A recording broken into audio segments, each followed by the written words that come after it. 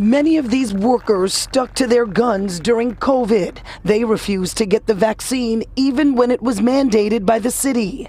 That decision cost them their jobs. Calling for the fired and banned unvaccinated workers to be rehired. Mayor Eric Adams lifted the mandate last year so these workers could get back to work.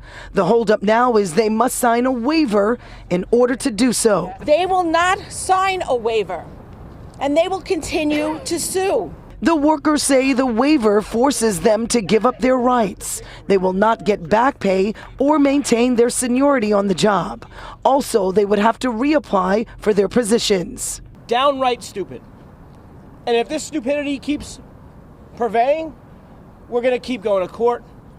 We're going to keep pushing legislation. We're going to keep pushing back as long as we possibly need to. Right now, they are battling in court and pushing legislation in Albany. And so far, they do have support from the city council. These are police officers, firefighters, teachers, and other city employees.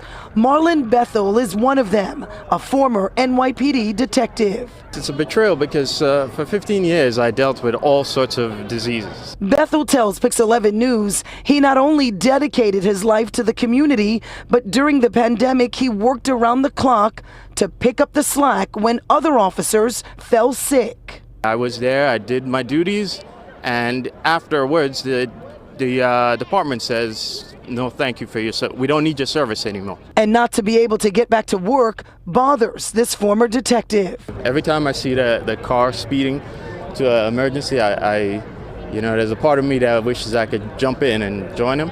And I miss helping people, This group of advocates, city council members, and city workers say they will continue to raise their voices until they can get their jobs back without signing a waiver. Nicole Johnson, PIX 11 News.